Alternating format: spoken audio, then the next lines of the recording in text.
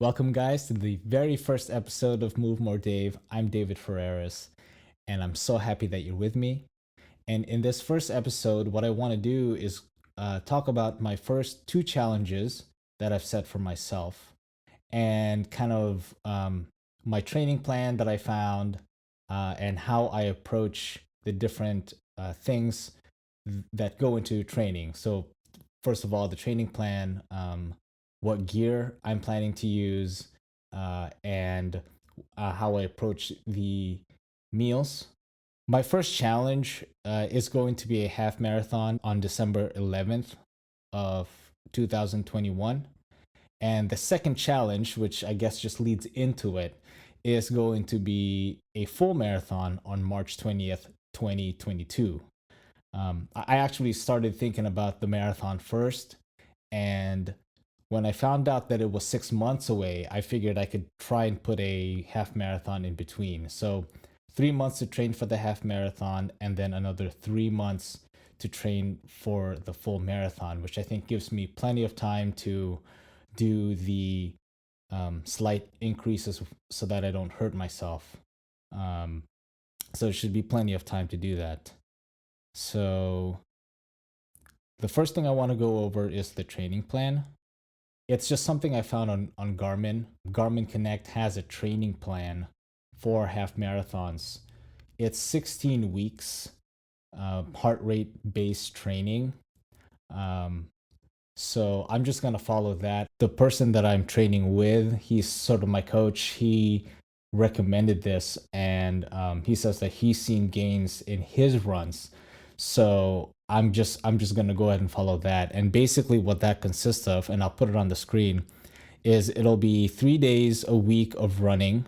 Um, the first run of the week will be an easy run, and then the next run will be one tempo or an interval depending on the weeks, and then I always cap it off with one long run.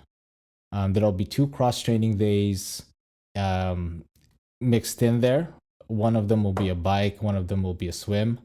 However, I do prefer swimming, so I may do that more often than the bike itself. And then one of the days is going to be strength and conditioning, and if I can fit that, if I can fit a strength and conditioning in one of the cross training days, I would probably try to do that if I feel good. And then one complete rest day where I don't do anything because it's important for your body to recover. And like I mentioned before, I have a coach that is kind of a third person looking in, making sure that I'm not overexerting myself and making sure I'm doing the right things. He's always giving me advice, and sometimes when our schedules line up, we'll do a workout together. Okay, the next thing I want to talk about is gear. I picked up the Garmin Phoenix 5 for $250 on eBay. And what's perfect about this is the training plan that I found through Garmin Connect. It will just automatically upload into the watch, so I don't even have to do anything as far as inputting my workouts. It's already all uploaded, and all I would need to do is execute. So it really takes out that front load effort of coming up with a workout plan and then even having to input it into your tracking device. So all that's left is to execute, which is honestly the part that I want to do. That's the fun part. And then the other thing that I want to talk about is my shoes. I've had them for about 9 months now. Before this, I was training for a triathlon, like a short sprint. So my runs were only 5Ks or maybe even less. So I've put some miles in it, but it is starting to look worn out. There's a great video by GTN, Global Triathlon Network, where they talk about when to change your shoes, and you guys should go check that out. I'll put the link in the description. I don't know. I think I may go ahead and switch these out and just kind of keep this for walking around or doing for doing other stuff, but may go ahead and retire these. I want to try Hoka. kind of that's what whenever I watch those videos of people doing Ironmans, they always have Hoka. um, which is honestly the best part of getting into these endurance sports is you kind of get to buy new gear and treat it as a need. So the next thing I want to talk about is the meal plan, which it's not really a meal plan, it's more of like a meal approach. I've gone through different ways of how I approach food ever since I started exercising. I started on one end of the spectrum where I just literally tried not to eat anything. I would eat one meal a day, sometimes even less, and not really have enough fuel to go exercise. I would hit, I would get lightheaded on the exercises. I would wake up in the middle of the night really craving food, and then I would go just binge eat stuff.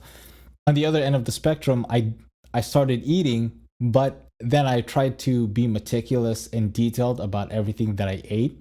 Like I was counting calories, I was counting my carbs, proteins, my fats, the macros, um, and I was trying to make sure that I was hitting like my 40-40-20 um, carbs, protein and fats, and it just didn't work.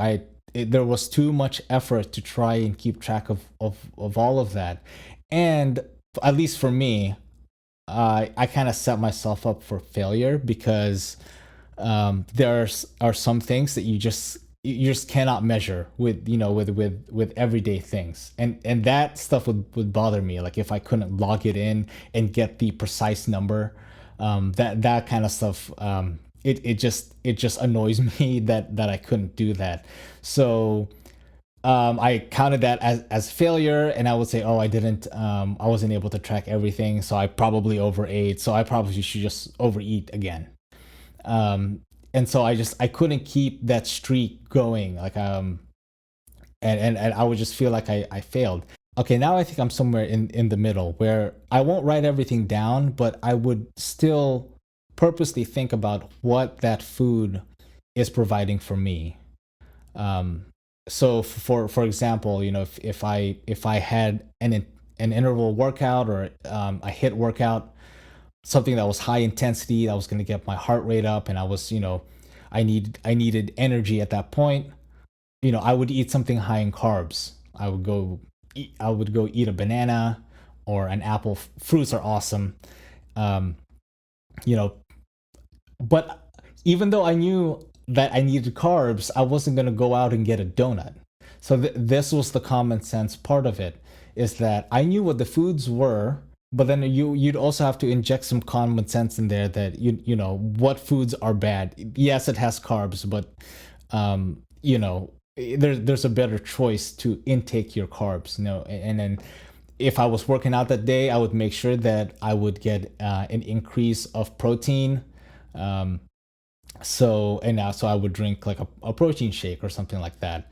And I just had a better idea of what the calories were, but I didn't fault myself for not being perfect. So like if I wanted to snack, I'll just snack. But I would hold myself back. Like I wouldn't feel guilty. I would just say, you know what? I can eat some of this, but I don't have to eat all of it. So that's kind of the meal plan or meal approach to going into my half marathon slash full marathon training. Okay, guys, I think that's it for this first video. If you want to follow along, please subscribe and like this video and share it with anyone who may be interested in possibly doing a marathon, and we can go through it together. And if you haven't already, please follow me on Instagram, movemore_Dave, where I'll be posting more frequently, but less detailed stuff. The more detailed stuff I'll talk about here on the YouTube channel. So thank you guys for watching this first video, and remember to always move more. See ya.